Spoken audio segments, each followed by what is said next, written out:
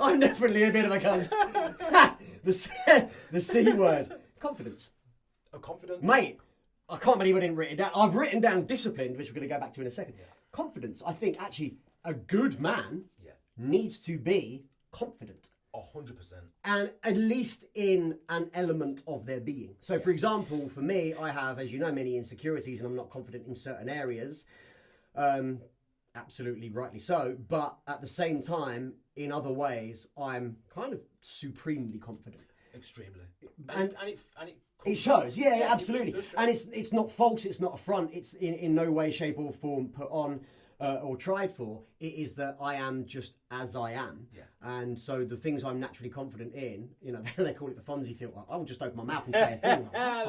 You know, and it's like, yeah, but I'm just confident to say the thing. I'm not trying to get anyone, I'm not out for anyone, I'm not trying to undermine anyone or climb over anyone to get something. None of that shit. I'm simply just being me. Yeah. And it is that kind of an idea of, like I say, I've got nothing to prove and nothing to hide. It's just ultimate confidence in I can say things, I can do things, you know what I mean? And it's just, and I'm happy to do them by myself on my own, and I would. And I'm also happy to do exactly the same thing in a group and in public that I would in private.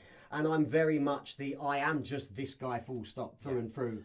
You know, there's no real difference. Yeah, I think that confidence has to be grounded in competence. Competence, yeah. If you don't have any competence, Yeah. the confidence that you put forth is going to be artificial. Yeah, and it's 100%. and people who are And genuinely that's confident kids will a suddenly- lot of the time. Oh yeah. So teenage boys Yeah. will give it all the brash confidence, They all give that it 10. bravado, Johnny Concrete. with nothing behind it. Yeah. And that's the difference. That's where, like you said, that's where the bravado comes from. That's where the one-upping, the stunting and the flexing. It's a lack of confidence in yourself, and you've seen it about the guy mouthing off and I'm the big this and the big that, and the guy that's actually got their really shit together. confident Yeah. because he's built off of a ground of competence that's took years and years to refine. He's sat at the bar not batting an eyelid. He's not worried because if something happens, he's confident in his abilities to go and get the job done. Now, the person who usually isn't that confident is the person that's looking for a sucker to make him feel good. I call it knocking off crowns, stealing crowns. Oh, it makes If I sense. saw someone and I see, yeah. hey, you're a bit insecure, you are. Yeah. Well, I'm going to I come can in have your now. lunch money, I'm going to, yeah. I'm going to steal your lunch money in front of everybody, and then I can wear the crown for 5 minutes and feel like the big man. And Yeah, it's not a real crown, not real it's really confidence. sad to see, actually, isn't it? But Yeah. it is definitely the case. So a good man, and a great man obviously, but a good man has confidence and his actions are grounded in confidence, Yeah. but that confidence is grounded in competence. So what I wrote down was skill. Yeah. A skill in some way, Competence is shape or skill. form. And that's and obviously there are many different types of skills. Yeah. But I also wrote down tradable skill. So, for example, again, people say every man needs a job kind of thing. So, again, that's where I kind of take that bit of a gut punch because I had a company. I mean, mate, I started working like from 6 years old, just doing odd jobs, cleaning shoes, mowing lawns, cleaning cars, you know, the rest of it, just to get a bit of money. And then when I hit 15, I started teaching drums, and I did that till I was 35. I had a whole business. I had that whole life, the whole entrepreneurial stuff, you know. Mate, because I always thought I was going to die young. I live, mate, it's well nice in here. So it is a case of like I did all that whole lives, probably loads of lives, all smashed into a very short space of time. So I kind of look at it, I'm like, oh mate, I'm done with that kind of side of things. I'm exhausted now. Can't remember the point I was going with, but yeah, the tradable thing. So, you know, I was a businessman for 20 years, and so now not having a job, it's kind of weird. But I couldn't have a job. I couldn't just, you know, go and work for any old. No, I have to do something. Because you spent your whole life. Yeah, you know, and I'm a very exceptional individual, and so. But it is this idea again. It's when I'm watching those other kind of things. To me, it's that you know, what is a real man? What's a good man? What, you know, these kind of things. Like, has a job. Family, kids is the biggest thing. Again, comes up again and again. I think the thing that we lack inside us enlarges itself and becomes glaringly obvious in our own mind. Because to someone else, it's like, that's no problem. It's like, that's because you don't have this particular problem. If you had this particular problem, You'd see how big the problem it is. you'd see how big of a problem it is. Yeah, so as I say, that's why I put kind of tradable in brackets. Like, I do have many tradable skills. My issue would be I can't work like a 9 to 5 kind of a, I couldn't put in 40 hours. I never could put in 40 hours a week regularly. I've never managed anything regularly ever other than be ill and stay alive. Like that's been the only thing. Like music practice over the years, I've managed to keep at it. Exercise I've managed to keep at. But I've never managed anything regularly ever. I've moved so many times in my life. Every time I get ill, which when I was younger was, I was never really well. Yeah. And so any kind of momentum in any way, shape or form was basically impossible. So work for me was always, I would smash it when I could. I'm out of hospital. Let's just do all I can for 2 weeks. Yeah. Just get everything done that needs to be done. There's people waiting on me. I'm the bottleneck here. They've been emailing me. Let's just try and get everything I can done. Because I have no idea when the next time I'm just going to get no clapping. I'm going to get absolutely smacked. So I just saw the two things. I'm going to get absolutely sideswiped by life again. The rug's going to get ripped out already on my arse, looking up the stars, going, "What the fuck?" Yeah. So that's always been my life. So again, it's hard for me because I live a very unusual day in, day out kind of life. Like I'm on my own all the time as well. This idea of a job kind of a skill, again, it's kind of tough, but. You're a great example, though. You're a great example of someone who doesn't live the traditional, normal lifestyle, the 9 to 5, and is still able to make it work. Well, all I try and do is, I try to then sort of give her a can. I'm not necessarily give share, I guess, because give kind of implies that you're then without. It's like, I have an apple, and now I give it to you, so you eat, and I go hungry. It's like, no, I have an apple, let's share the apple. So, in that way, I do all I can to share my skills and to share my energy and time in the best way possible. Without sacrificing myself. And to have a job would be to sacrifice myself. Yes. So I guess in a sense I look at my job is to stay out of hospital and not cost the NHS and the taxpayer any more money. Yeah. And not inconvenience other people in that way. So I guess, staying healthy and out of hospital is my job. But it's not exactly, some girl comes up and hey, what do you do for work? Well, I keep myself out of the hospital. I stop myself. I stay alive. You know what I mean? It's not exactly a flex. So, and it's those kind of ways that I kind of get, again, a good man. I'm not sure, Yeah. One thing I've got with competence as well is from a man's point of view, and I guess from a woman's point of view as well, a lot of this stuff is applicable to ladies too. But with regards to the men, I see confidence in two separate categories. Competence with men. Okay. Confidence, with women. Yeah. And it's grounded, both of those are grounded in competence. If you are not happy with how you are in combat, in a fight, which is the end goal. Yes, a disagreement, a confrontation, and a heated argument. The end is a fight. Yeah. If you are not in a mindset where you feel like you've built that skill to have the competence to have a fight, then way before that, the effects of your confidence, way before it gets to a fight, it's there. It's glaringly obvious. Yeah. You can see a guy who's doesn't want to fight, maybe hasn't got the ability to fight currently or the skills at the moment, and doesn't feel confident in it because he lacks the competence. You can see it in the conversation. You can see all the way back in the conversation. Not even just conversation. You can look. So when you were saying that, I was thinking about me and the dog. Right. So me and the dog, when we walk down the street. If she's walking right next to me, we look military style trained. It looks like I'm a sort of a dog handler because she's awesome, that. Man. She like so the way we walk. It's like don't know necessarily what they are, but they look fucking trained or whatever. Like and so with both, and this is that discipline thing. We're both very disciplined. Yeah, my dog, and she's obviously disciplined because I'm disciplined and I've instilled it in her. So I would say about 20% of the time, people will cross the road when they see us. Yeah. And they will, oh, fuck me. And men look down when they walk past me, and they will look away. Oftentimes, if there's a man and a wife, the wife will look at me, say hey, and smile, and the man will look down the way. And so it's something you can sense from how someone walks. From way away. Like my dog, again, I think she has the same, like, for example, she will kill a cunt, right? She would she's murdered things in the past, animal kingdom wise, and so like other dogs when they come up to her from a very long way away will sense like, oh, that's a killer. Like there's something about that. Don't fuck around with that dog, and they'll look down, they'll look away, they will run back to their like all of these, but from a long way away. And so again, I know that I give off that vibe, but at the same time, 80%. think she's the most gorgeous, most lovely. Like, She's a oh, she's so pretty. And it's like, yeah, and I try to give off that kind of vibe. I am that lovely, kind guy that I will kill a cunt. Like, don't fuck me. You know, don't think I am just lovely and fluffy. I will rip your eyes out if you push me. Just don't do that. And so that's why I think I have that very much an air in my face, because we've talked about I'm in pain, chronic pain all the time. And so oftentimes just existing, my face is screwed up like a fucking... And I walk around, I call it like resting murder face.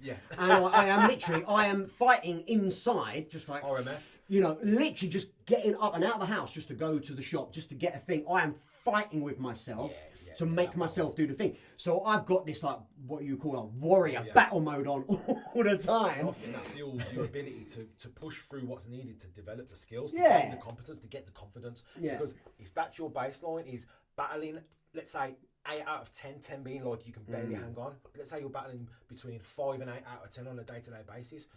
Then going to doing a workout, which is somewhere between 5 and out of 10. It's nothing. It's nothing.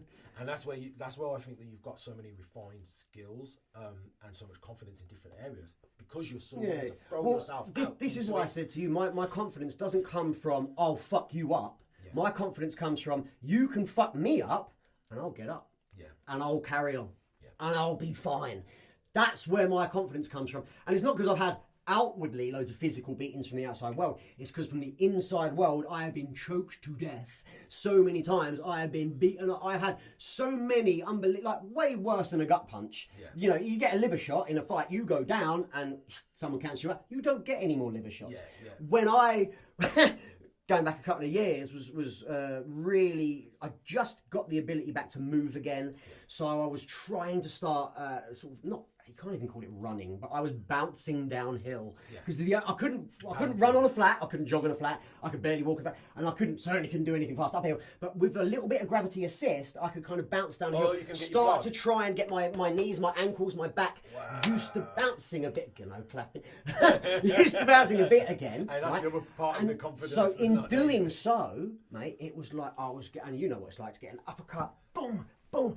And because my diaphragm, because my breathing's all messed up, so every time my foot hit the thing, it was like someone bang, bang, bang. But if I wanted to get fitter, if I wanted to get better, if I wanted to overcome that, I had to take liver shot after liver shot after liver shot, and I had to go out and do it again, and go out and do it again, and learn to enjoy it. I don't enjoy it, but you would at least learn to deal with it. And it develops a different type of confidence that everyone in the room can tell. Apart from the people who are kidding themselves, everyone in the room can tell, you know. There's the other side of confidence as well, which is with women. And that's same rule applies. If you're not comfortable being intimate, putting yourself in the room you with the need lover, to be confident and comfortable enough in your physicality.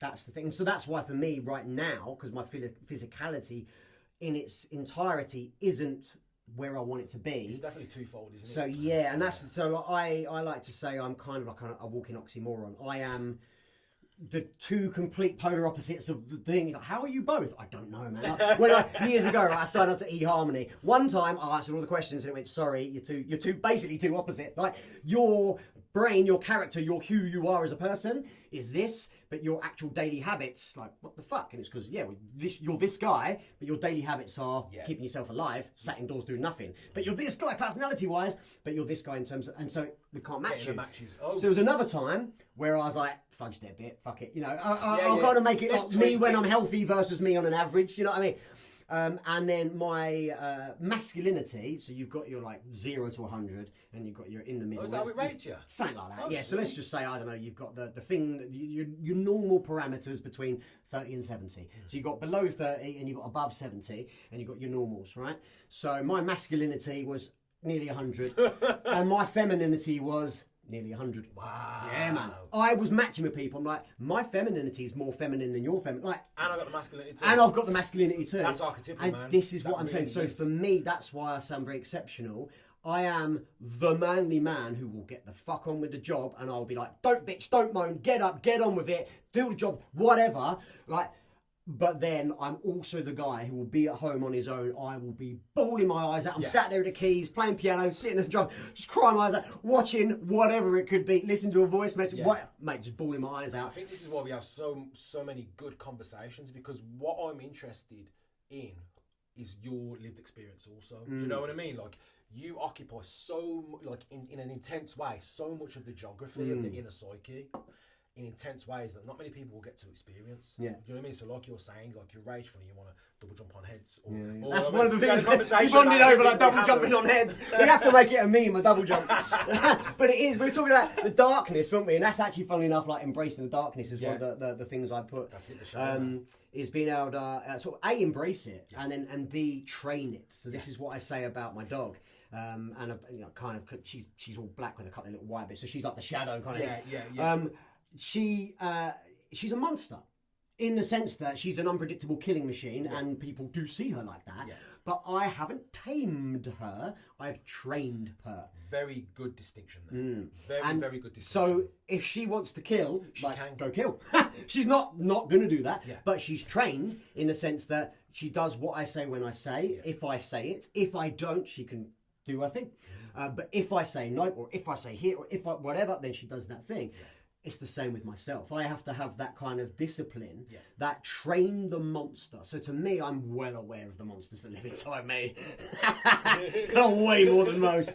And that, like I say, I walk around with that fucking murder face, but I also walk around with that feeling of I want to murder. Yes. Because I am so I'm being killed. Like on the inside, I'm dying. You're on the battlefield? I'm on the battlefield. It's like, well, I need to get some jabs in. I need to do. I'm not just going to take it. You're in the post office? No, I'm in the fucking battlefield. Literally.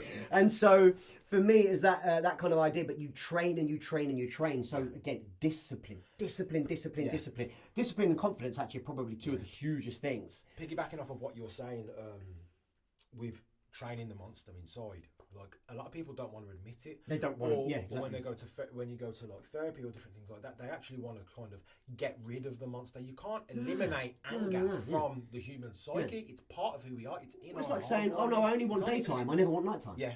Well, not, mate. I only ever want it hot. I never want it. No. That's not life. That's not life. Yeah. And you don't get to decide. You don't. That's the thing. We're all imbued or endowed, whatever the right word is, with that side. Now, the greater the light, the greater the darkness. And this is the thing. So for me, people go, wow, you can do these things. I'm like, yeah, but mate, I have to control, let's use it in air quotes. Train, handle, contain's probably the best way. All of this, So I have to be disciplined to train myself to contain and handle all of these things. And then the other thing, which I'm not sure if I've written them down, but we talked about this in terms of being able to take that energy, like darkness, all of the kind of negativity in that, and turn it around and focus it in a healthy, beneficial way outwardly. Yes.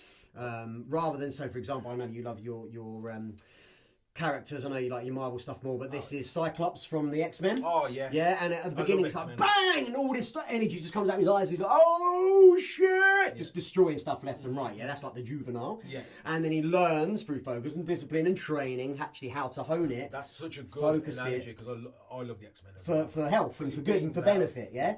And so it's that kind of an idea. That's definitely what I've done over the years. Yeah, and this is the thing. Like, depending on who you are as a person, you might come in low on energy in certain quarters, and you might come in really, really high and hot.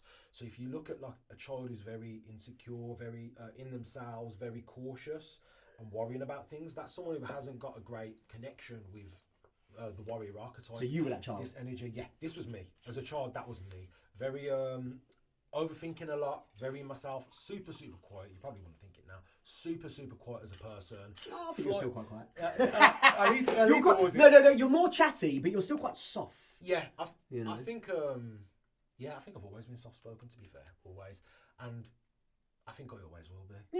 That's just like you're more of a cuddly character than I am, I would say. Like overall, you've definitely got more of a soft, exterior, cuddly wise, like, and physically, and more of that.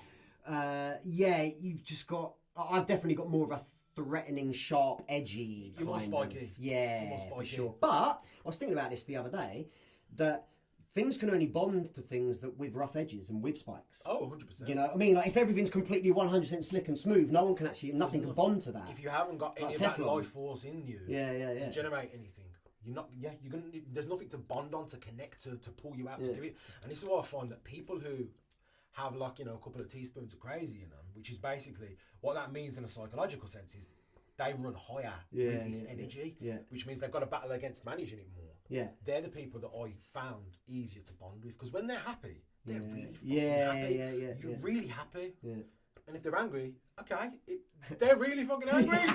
You know what I mean? That's definitely me. It's usually a higher amount of openness which gives the greater ability to connect. It's the people who are low on it and don't really have that. They're not really charismatic. They don't really communicate. They don't really express. They're the people who are harder. Like you say, they're less spiky. They're smoother. They'll fall off a lot more easy. Yeah.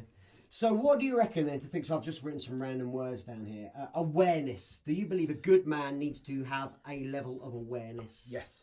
If you don't have a good level of awareness, you'll put the people around you in danger. Absolutely. Very, very easily. Self-awareness and situational awareness. So in 100%. terms of, I'm being a dick right now because of X, Y, and Z, you can be aware of that. But you can also go, I just heard some screeching tyres coming up the street round the corner. We're walking in that direction. Oh shit, now I just heard gunshots. Not in the UK, obviously. But the idea that I'm aware of where we are, I'm with my kids right now, maybe that's not the direction. Or maybe, instead of keeping walking, maybe we just stand still for a bit. And hey kids, look at this poster for a second. Just so we let that play out up there. That is aware. And I think a guy who's got his head stuck in his phone with his headphones on, walking along the street, that's not a good man. Yeah, I think that's a really, really good shout, because I instantly went to awareness, external environment, but you've got to be aware that depending on how much you've progressed in these different quarters and how much of a powerful person you can be, you've got to be aware of yourself. And the more skills that you attain and the more you get into deepening these energies, the more your capacity to do evil things arises. If you're a bunny rabbit, you can't do damage. So even if you have a tantrum and you freak out, you can't actually hurt anybody. You might nibble on someone's finger. But if you develop yourself to the point where you're an 18-foot gorilla made of concrete, you got to be super self-aware, because it only takes one lapse of your awareness to smush your entire family. Yeah. So you've got to be aware that you may be the danger that you're trying to prevent your family from. So funnily, obviously I don't have a family, so my thing is, and I've said this to you before, there are days where I'm so enraged because I'm usually, and this is what I'm I'm actually in loads of pain right now, and it's that's making me so fucking angry. And then as a result, any tiny little thing on the road, out in the world, and I do this sometimes with walking as well. I'm like, I just can't encounter people. I can't encounter any kind of what I would deem as stupidity, fucking morons, whatever. Like anyone doing anything remotely, whatever I wouldn't do. And I'm not saying it's wrong in any way, shape, but I'm just saying I'm in that kind of a mood. Yeah. I'm like, if anyone's just a fucking idiot right now, like, oh, it's gone red. We'll have to figure out the sound eventually. But I really get in that kind of snarly monster. Like, that's when I can't leave the house. Not because I can't physically leave the house, but because if I do leave the house, I'm in the car, I'm driving a weapon. Yeah. If I'm not in the car, then someone's face to face with me. That could be even worse. Yeah. So the idea that I'm actually detrimental to society right now if I leave the house, it's better for everyone if I lock myself away because I know me. Yeah, and that's like you're saying, the awareness to know when you are potentially going to hurt other people. It doesn't mean that you can't get that to that point. It's that if you do get to I'm that already point, too close to it. Yeah, that it's one another straw is going to be the straw that breaks the camel's back. If you get to that point, at least you're aware enough to take the precautions to make sure that if you do pop, no one gets caught in the blast radius. So putting yourself in the house rather than going out and about and being, running people down GTA style. Exactly. You know what? It's so much easier than people think. Do you know what I mean? If you're just angry enough, you're just like, not just that. I mean, mate, I could just, physically speaking, obviously, that's not nice. But I can cut with my words like you wouldn't believe. And I can tear someone down. I could ruin, the thing is, if you punch someone in the face, you might ruin their day, week, maybe month, right? But you can cut someone deep with your words. You could fracture someone's literally. And I know I've got the ability to do that kind of thing. And you've got the skills. I've got that. And this is it. And so I can sense people's weaknesses and just fucking zoning on that. Yeah. And it's not nice. It's a good skill to have, and it's an even better skill to be able to have a handle of. If you have a handle on it, then you can articulate yourself in magnificent ways. Exactly like I endeavour to do. Yeah. But let's just read this because My this is brother said basically that about me as well. He said, "Oh, like you don't need to hurt me. You can with your fists. Yeah, you can just say do it one with or your two words. things." Yeah. And it's A lot of the time, and funnily enough, I was thinking of this the other day.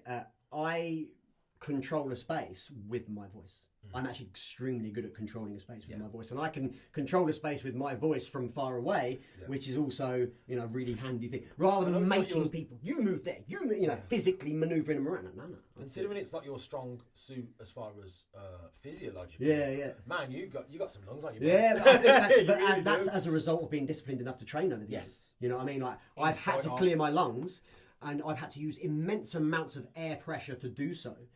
And therefore, without stuff in my lungs to clear, I'm actually be able to produce a very loud sound. And so that's why it's so cool when I come to do with singing and stuff like that. So let me just read you this, right? Because this is basically what we just said. And I just got this off a thing the other day. A man who is not capable of violence cannot be a peaceful man. He is merely harmless. Only a man capable of... Only a man capable of violence can choose peace. Yes. And that's it. And that's what I say to myself. Like I'm 100% capable of horrendous violence. Yeah. I'm a horrible person in many ways. But I'm also, because I have that ability to choose violence, I say I choose peace. Yeah. And please don't make me choose.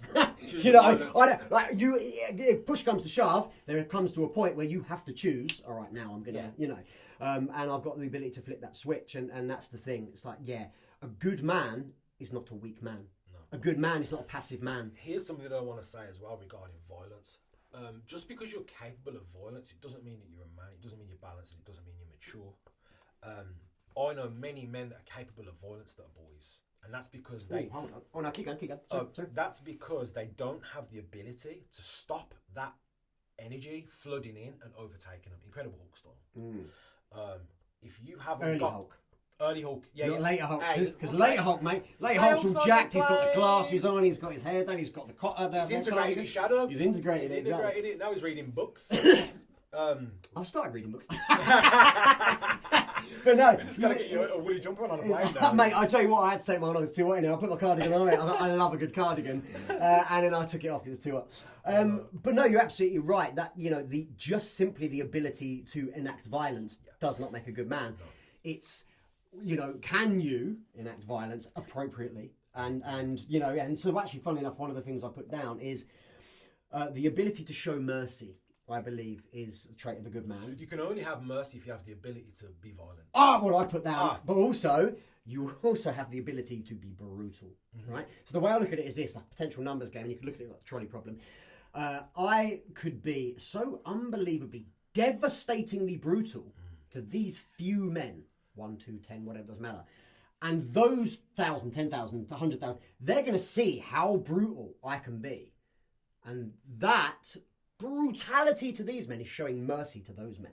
It's like, if you come near me, this is what we collectively, we're going to do. If you do this, we do this. Yeah. So please don't. It's kind of like just, pounding on your chest to say, beware. But the ability to be so swift and brutal, like cut you down before. Oh, it's high level shit. Stuff as well. But then timing. Good timing. Knowing when to inflict that righteous retribution, that brutality. This is the key to the magician. Okay. The key to the magician is he's the archetype that understands that there other archetypes exist. Right. If you only have a warrior in you, but you don't have a magician or lion, you won't understand that there's something else in you that overtakes you when you turn into a maniac and run down the road with machetes. So potentially there's quite a few people in prison right now or a lot of people in prison now, who it's all warrior, no magician. 100%, and this happens in young men. Okay. The warrior is they get taken over by the warrior. Yeah, the warrior is the first archetype to come on in men. On average. Boys. Boys, yes. So juvenile boys who are learning to become men. They get flooded with the warrior first. Right. Not all the time. I didn't get flooded with the warrior first. I definitely got flooded with and a lot of boys do. It's the most common. If they do not find a magician in their psyche, inside their mind, to become aware of when they're getting up, when they're bubbling up. Hey, I'm gonna run some fuckers over tonight. I think I need to stay in the house. If you don't analyze the situation a bit more, the awareness, the analysing, and the prudence to cast forward. Well, if I run people over, I'm going to be in jail for 15 years. Probably best for me to stay in the house. You know, if you haven't got that magician there to be aware of what's going on, everything's amok. The magician is the one that holds all the keys to all the rooms. He holds all the keys to all the rooms. He knows he's the king master. He knows where the room of the lover is. He knows where the room of the king is. He knows where the warrior is. And this is what we've been speaking about so much.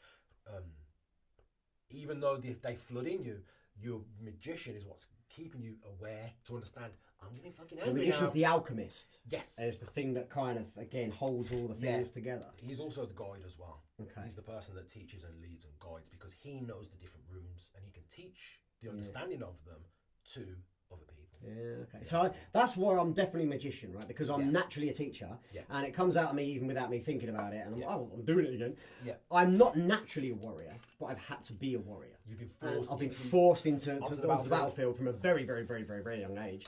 Like being born with something, 6 months old, I had a collapsed right lung, I had pneumonia, and then my mum was taking me into the Brompton every single week for the first couple of years of my life, So my body, regardless of what it looked like from the outside, 100% of the time was fighting and in a battle. Awake or asleep didn't matter. I was getting my ass kicked, infections, bugs, bacteria, all these different things, just day and night, choking me out, stopping me breathing, stopping me digesting my food, my pancreas doesn't work, all these kind of things. So I had to hold all of this stuff together and be fighting all of that, but also just function as a normal human being out in the world. And not just function, as you know about me, I function very highly. So my magician and my warrior are very, very, it's like I don't just go, I can do a few push-ups. Like, no, I'll beat fucking everyone at push-ups in the thing. And if someone comes along and they can be better at push-ups, I'm like, well, I need to work on my push-up game. So competitive nature. Yeah, I'm very naturally like that. And so for me, it's like everything I do, it's that highest echelon of whatever it is. So if I'm suffering or if whatever, it's I'm right on that edge. It's interesting to think, like, what would happen if you didn't have that magician in you naturally early on, because you were forced into warrior. You were forced because I was forced into being a warrior, and I was naturally a magician. So I think without the warrior, I know what would have happened. Oh, sorry, without the warrior. Well, I mean, had I not had the ability to be a warrior, I think I get that naturally from my family in some respects. And I think some respects, the warrior. Oh, the warrior. And I think my mum also instilled a bit of the warrior in me from her upbringing, for sure. Oh, wow. Like that idea of, I don't care, you fucking do it, which came from her. So, for example, my uncle, who I only ever met on his deathbed, he was a Hell's Angel. Oh, okay. He was... I don't know if he was the oldest, but let's just say he was the oldest by a year. And he had 3 younger sisters, right? Okay. And they lived in post-war Hackney, East End of London, right? So it's the streets, rough, right? It's the fucking jungle out there, and it really is. And I know you've grown up in a rough place. I was very fortunate to where I grew up, it wasn't that rough at all. Yeah. So while I'm on the battlefield physically in my own way, actually outside, pretty nice place. Whereas my mum grew up in horrible streets where... you would get side eyes as soon as you left the house as a woman, and there will be men following you down the street, and there will be this. So my uncle Jimmy, he had to be the man of the house from the age of 10. And so I remember my mum told me a story one day. He'd been out and he'd taken a bit of a beating from some of the local 13, 14-year-olds, and he came back in the house all covered in blood and beaten up, and he was crying and that. And my nan, my mum's mum, beat him up and went, "You get back out there, you do not come back in until you've beaten those boys. You defend this house. Yeah. You have got 3 sisters, And my nan was like a tiny little waif of a woman. But I tell you what, the first time I ever met her, I was looking at my uncle laying in the bed, right? Me and my brother stood there. First time I ever met my nan, she comes in to the room, my granddad and his new wife in that sort of shit, and she's gone, bitch, and smashes her over the head with a coffee cup. Right? First time I ever met my nan. That's a warrior woman. Tiny little waif of a woman, like 7 stone legs like my arm. Yeah. But she is, And again, it's that mentality of, I don't care that you're battered and bruised. I don't care that you've got some cut. I don't care that you're crying. You get out there and you fuck those cunts up. Win or die. Literally, victory so or death. willing to live, so he's living for his family, fight for his family, and die for something. Yeah. So in that way, he was forced into that warrior, and so my mum kind of, and so genetically, as I say, I think there's that element of it, but I think my dad's side's very much the magician, barely any warrior in him in many respects. Yeah. So I was very fortunate. Genetically, I got the magician, but I think also just upbringing-wise, I did definitely, because I had that fight to fight. My mum was like, well, I've seen fights. I know how this goes. Someone could turn up with a gun at the doorstep, you jump on a gun. It was exactly what my uncle did. Jimmy, someone's at the door with a gun! And he just jumped on and started bashing their head into the floor. That's you know what I'm crazy. saying? And it was like, that is 100% what I would do. Yeah, 100%. If you don't have enough of the warrior constellated in your psyche, you run. Yeah, and then you'll end up getting your ass kicked eventually by something. Yeah. Whether that's the natural elements because you're being chased out of somewhere that has an abundance of stuff, and you're being chased into the desolate lands, or whatever it might be, mate. If you're going, you need to live, fight, and die if necessary. Die. Don't endeavour to die. Don't just go crazy. The idea, you need to be willing to live and fight for something, and if it happens that you die, defending or whatever it might be, okay. It has to be done. And there's something to be said about, especially if you're around people that you see all the time, if someone comes and really sees you as like that person, the victim that they're choosing, and you don't do anything about it and you run, it doesn't just stay there. It gets wrapped up and it gets put in the towel. Oh, mate, and it'll stay there forever. On top of that, that person will come back.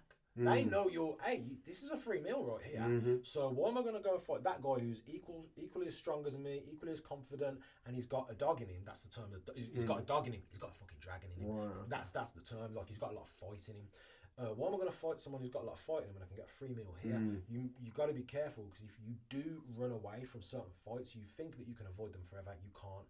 That will grow. You will fuel the very dragon that's coming for you, because you don't have it in yourself. And you go, oh, he's the bad guy. He's the warrior, etc. If you don't generate a warrior in yourself, what will happen is you'll drop off, and he will get more brave.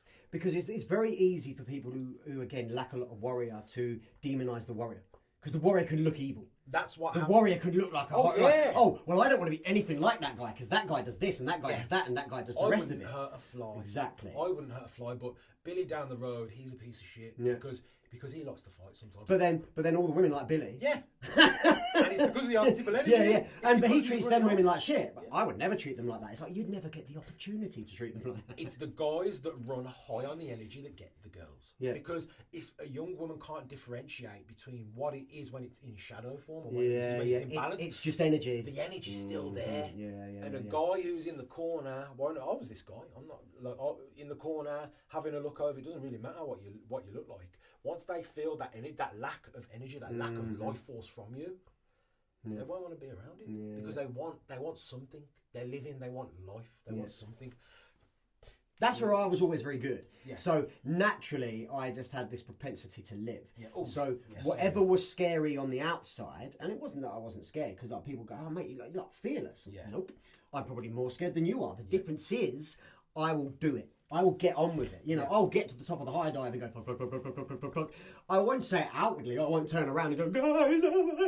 You know what I mean? I'm just going to and go. That's a strong ego structure. And that's not letting the things that are inside come out. Like, you're absolutely... So Bill Burr, I know you know a bit of comedy, but I don't think you know Bill Burr stuff. But he's talking about on the plane, where the plane starts to like, and there's a guy in the back going, and he's like, just fucking push it down. He's like, I'm not saying I don't feel like that as well, but be a man. Like, and he's like, and then the issue is that cunt's in the gene pool, and someone's going to breed with that energy, and you're going to have kids, and then the gene pool's weaker as a result. I love Bill Burr. Like, 100%, mate. Like, I get it. You know, don't stifle yourself to the point of you never let it out and you repress everything. Yeah. But there's a time and a place, and that's what I say. So I'll be the guy like, mate, get the fucking job done. Don't you bitch, don't you moan, don't you do this, don't you say this. But then I will go home and then break the fuck down, because that's the appropriate time and place to do it. So I deal with all my stuff, what I call like behind the scenes, in a place and a way that it doesn't negatively impact. Exactly. If you're on the thing and you're part of a team and you've got a job to do, you break down mid run or mid task. You drop the thing, or the morale of the team goes like this. The ability of the team goes like this, because if they're good team members, they're going to come back and get you. So it doesn't mean, bang on, it doesn't mean that you don't have to experience it. Experience it, it's life, you're going to have ups and downs, but in which ways and which times you channel it is very, very, very important. And that's, so I say, like, with the good timing element, it is knowing how to act in what degree, so balance. So my saying written up there, balance is key, timing is everything. That's so 100%. How much of what? How much of the warrior do I need right now? How much of the magician do I need right now? Yeah. In what dosage, let's say, and then where do I aim that? Yeah. So for example, you might be dealing with, I don't know, 4 juvenile boys, and there's the mouthy one in the middle. And there's the one at the back who actually looks like the biggest bastard, but he's not the one you have to worry about. Yeah. The mouthy one in the middle, you can squash that one down, and the others will just dissipate. You know what I mean? And it is that kind of idea. So it's like, well, you don't need to just go and start ripping your clothes off because you're fighting 5 people. No, you're not. You're making one guy feel silly so that he shuts up and moves away. And if you don't, then you might have to ramp it up a bit. But the first thing you're doing is bringing so and so online in this, in this sort of little dose, and let's hit out with that. Yeah. Let's see what comes back. Cyclops lightsaber it's how are you going to channel it and try not to waste any energy. Yeah, well, that's where I'm at right now. So I have precious little energy, loads of time, precious little energy, precious little focus, and fucks to give in many, many ways. So much care and so much thing, to put out there. But at the same time, I just think there's one thing I did want to bring up, and that's when we was talking about being low on energy, being low on that archetypal energy when you're. So is that what you call the god energy? Yeah, the god energy. Okay, so being low on the god energy, the life force. energy. So I guess if we're calling like the Father, Son, Holy Spirit element of it, the Father is kind of like, I'm the adult, I have learnt, I am my own child obviously as well, and I have this insolent child in me that's going to throw tantrums and yada yada yada. But that the Spirit is that energy that kind of. Yes, and that's like essentially like the 3 aspects of the King, the Father, Son, and the Holy Spirit. And the Holy Spirit is the archetypal energy, the deep structural energy that's within. If you're low on it, let's use the warrior for example. If you're low on it, and what will happen is you will envy people who have it, and you will also project them as that's kind of like the troll. Like I want what you've got. So I'm going to frame it in a bad way and tear it down. Right. So that's where the shadow projection happens. And that means that anybody who has it or has it in abundance, you will demonize. Right. There's the shadow projection, and then there's the golden shadow projection. Yeah, okay. And the so we talked about this as well, The or the golden projection, I call it. Yeah. The golden projection is if you're low on something, but you admire the energy, you will seek it out in people and connect yourself to them. So a good example is everyone's seen a couple like this. A very introspective, introverted and insecure individual who's very low on self-esteem. Self-esteem is in the king quarter, it's the power drive. If you're low in that power quarter, you'll be low on self-esteem and your sense of self. Whereas that energy is very small. So what you'll do is if you see someone who's very confident, even very narcissistic and arrogant, and thinks they're the center of the universe in a very unhealthy way, because you lack it, project all of that onto them. They have an abundance of it. Wow, they're amazing. You go, wow, I need to stay next to this guy or this girl because she's got exactly what I need. It's the lack of awareness that pool is in you as well. It's just in a little egg. It's just like a little baby egg in the corner that you can't see at the moment. It's in you, but if you don't have it and you're not able to channel it yet, you'll seek it out subconsciously in other people.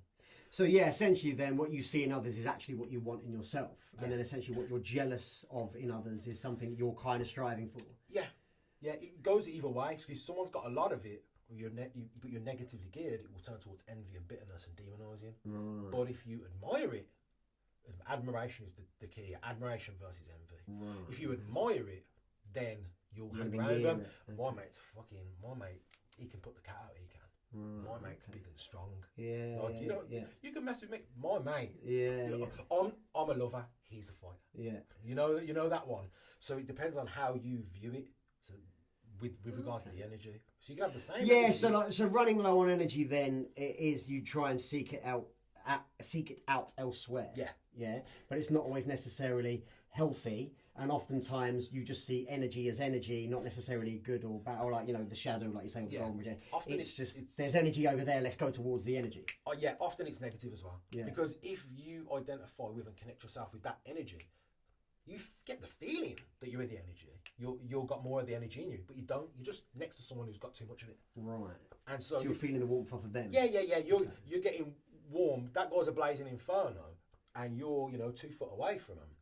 Now you feel kind of warm. You don't feel ice cold. Right. That doesn't mean that you've got any heat in you. Yes, you feel it's like your warmth, but it's not. It's their warmth. Yeah, it's a trick. It's a psychological trick into thinking like, oh hey, I'm feeling warm. I'm feeling warm. Well, as soon as that guy steps away, you're ice cold again. What you got to do is you got to go. I need to grow that fire inside of me. Yeah, I'm lacking fire. I need to go inside. I need to first accept. Hey, I'm lacking this. I don't have any of this. Hey, I'm a coward. I'm a fucking coward. I'm terrified all the time. I need to figure out a way to gain more XYZ, more warrior traits.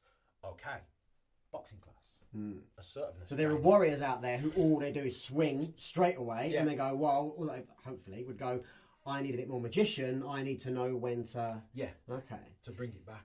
Cool. So then, in terms of, let's just go through a couple of other things in terms of being a good man. So I've written a couple of things there. So we've got a good time, a good balance, and that sort of stuff.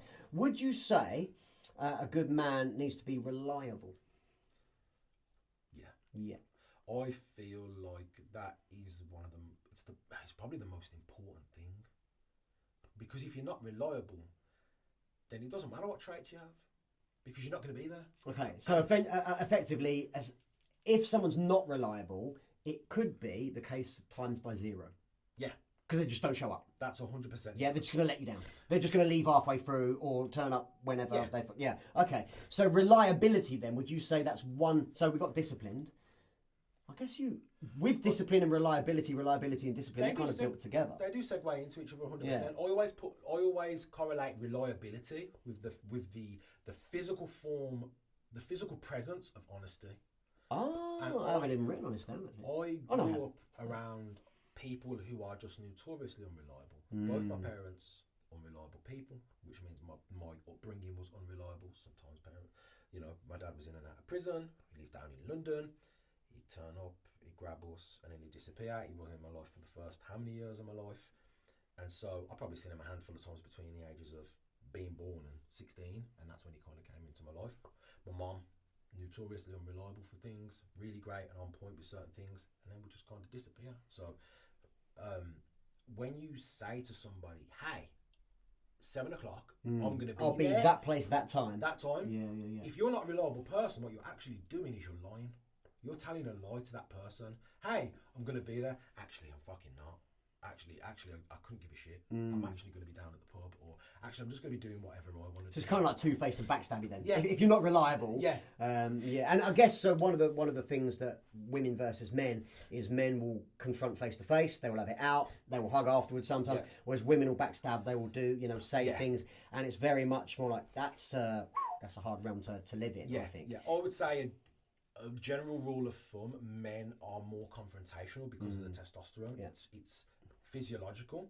That's not to say that there aren't passive aggressive men. Oh, absolutely. Loads. And the same with women who can confront and be solid. My partner is definitely a woman who is good to go with confronting people. Yeah. She's not passive aggressive in the slightest, which is great for our relationship. We have it out on the surface.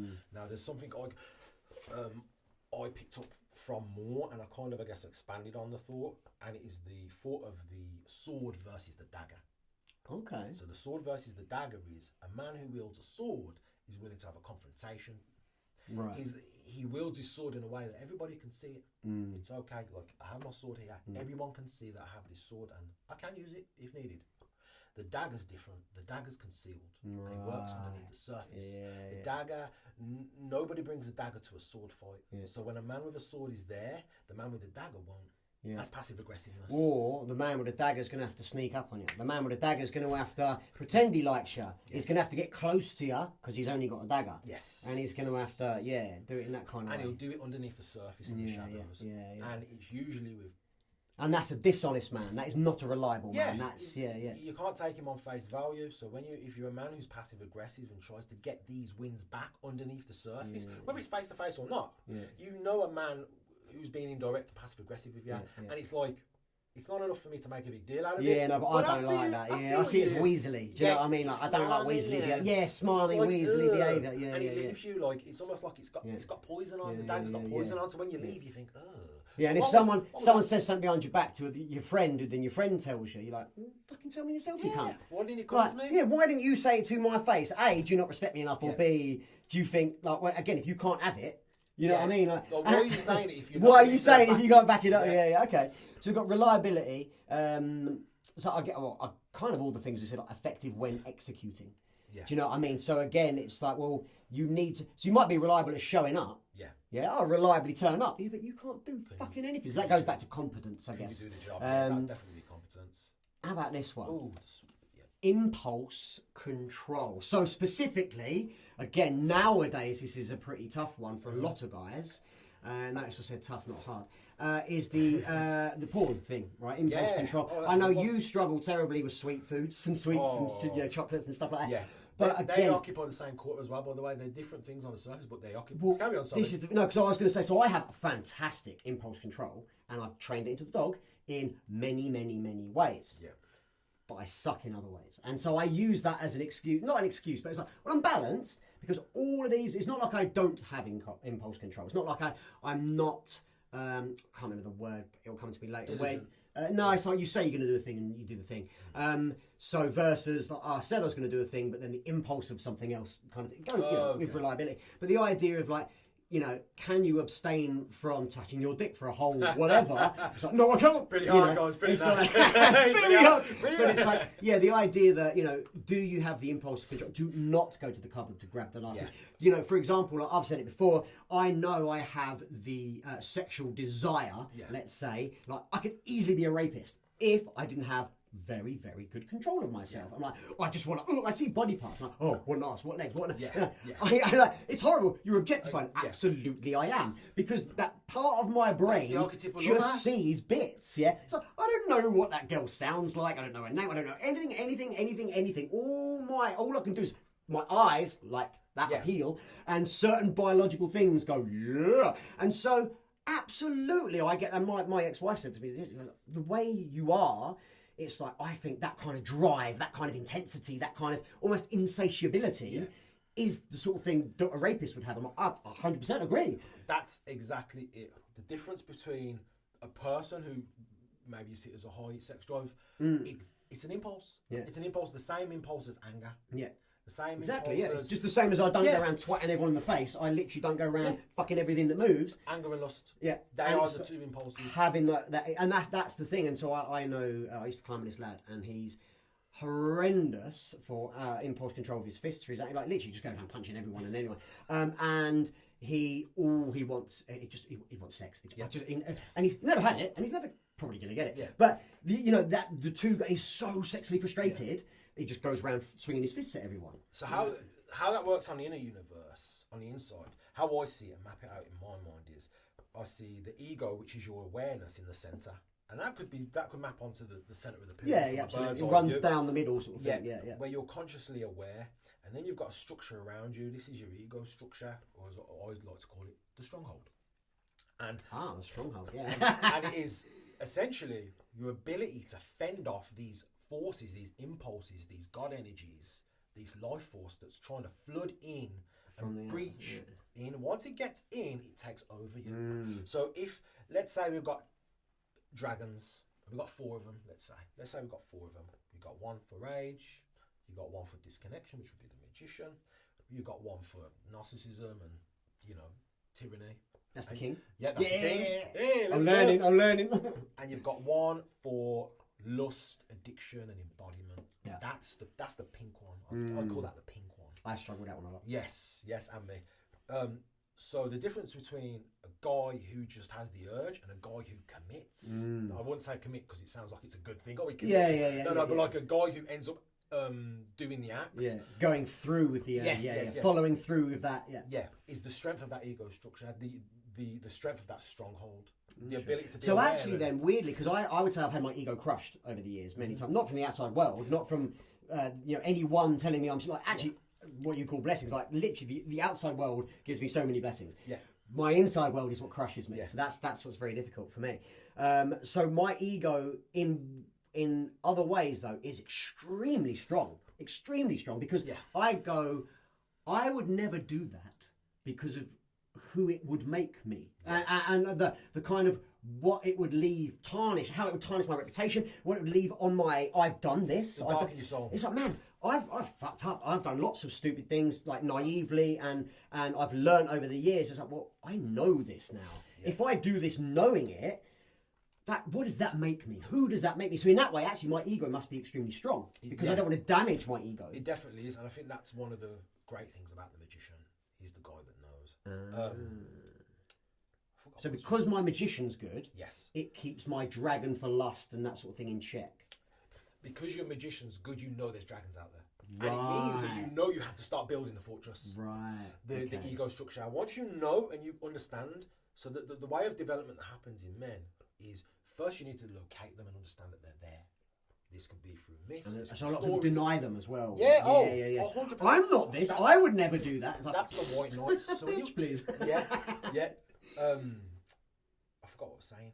So we're saying about fuck dragons and how you're aware that the dragons are there. Because you're aware of them being out there, you can fortify yourself against them. Right. And that's why awareness and consciousness of the ego is what tempers how far you are from them, the proximity. Because if I know you're over there, then I'll keep. I want to get close enough to be able to get some. I want to be warm. Well, the dragons are always the energy, aren't they? That's how you know. It's like that's where you're going to get the fire to light and keep the castle warm and all of these kind of things, and to cook your food and yada yada. You can't extinguish them. You can't get rid of them because if in your you need mind, to harness them in the right way. If you feel like you can get rid of in your mind, you're going to project onto somebody else. Okay. So the people who go, "Oh, I'm not angry anymore.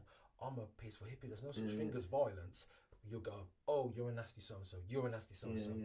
You'll subhumanize somebody based on you thinking that. So it morphs into a different kind of toxicity in another way. It's like you push it away, but then it turns into like a giant dragon and goes the other way. Well, again, so this is the thing. Like when people talk about toxic masculinity and all the rest of it, because like, well, no, those are just masculine traits. But all of it is, it's like, how do you wield? How do you wield? That's it. How do you wield your masculinity? Like literally, like you said, you got the sword. How skilled are you with that sword? Yeah. Are you like picking it out of the thing, bonk, it drops onto the floor, and you're like trying to drag it around? Yeah. Or are you like, oh shit, look at that guy? And I think what a lot of it is people have these impulses, these urges, all this stuff, and they just got no idea how to channel it. Yeah. And nowadays, where you're just staring at a thing, not actually developing any personality and any parts of yourself, and even me, like I've developed all these things, and as have you. How easy is it now to just get sedative and sit there? Like it's too easy. It's too. So it is that idea of working on these things and actually physically and mentally doing them, doing the reps. It has to be a ritual process. That's what it is. It's a ritual. The initiation of the man is a ritual process. It's not something that you just turn up to and go, "Oh yeah, I'm here for the course." And you do the course for 3 days, and then you piss off. It's like, "Now I'm a man." That's not how manhood works. It's something that you go back to. You don't just turn up at the boxing gym and do 3 sessions and now you're world champion. It's a refinement process, like a blacksmith making a sword. You think it's good, you put it back into the fire, into the forge. You pull it back out and you bang that fucker out again. And it's a lifelong process, because you can have the sword one day, and that's great that you've got the sword. But if you now go and stab everybody that you know with that fantastic sword, you've essentially thrown it away. You've brought upon the evil. Do you know what I mean? So just because you've developed the skills to have it and your ability to channel it, now you've got to figure out which way you're pointing. Are you aiming up or are you aiming down? Because if you develop your skills in a way that's fantastic and then you point down, you're now a supervillain. Like, funny enough, I was just thinking that I've honed my skills a lot over the years.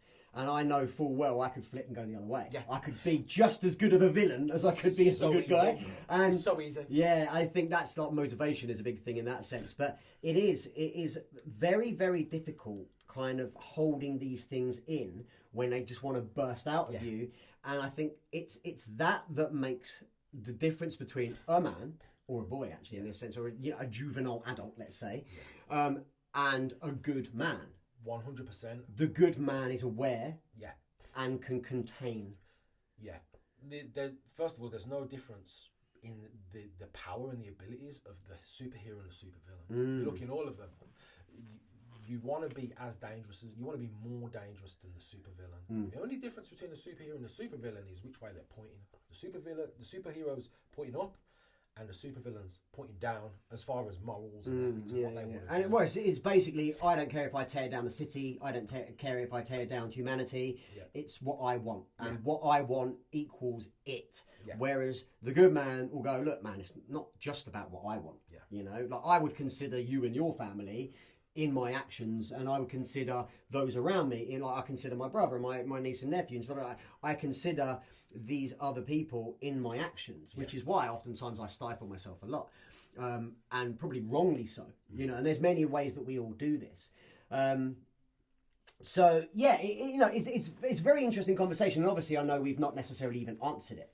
And it is one of these things that I still have my belief, and other people can have their beliefs on it.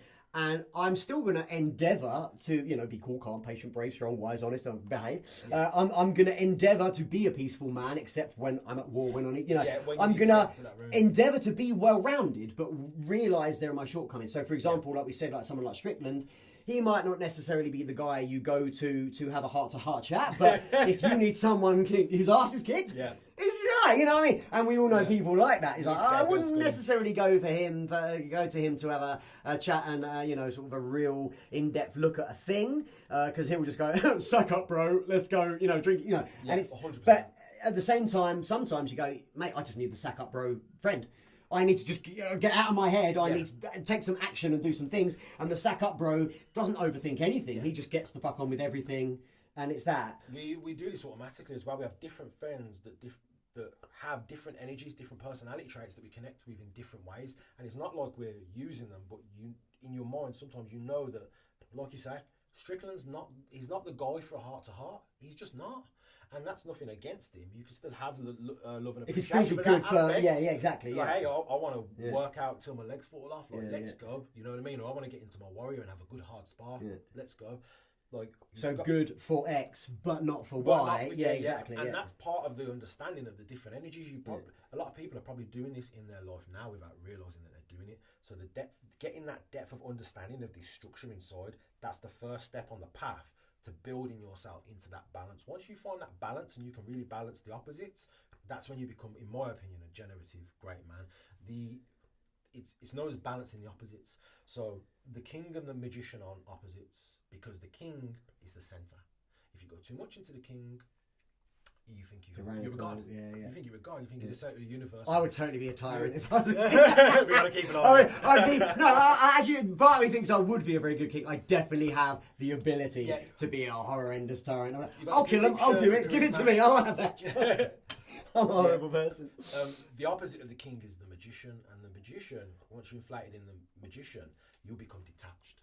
Right. So it makes sense why the king would be in the throne room, metaphorically speaking. This is how I map it out in my mind. In the centre of the kingdom, and the magician will be off to the side up in the tower. Everyone's down on ground level, but the magician's not. He's up in the tower, off to the side. But that's how you get the bigger view of So if you can balance those two opposites, if you're in the magician, you get to detach and see things for what they are more so.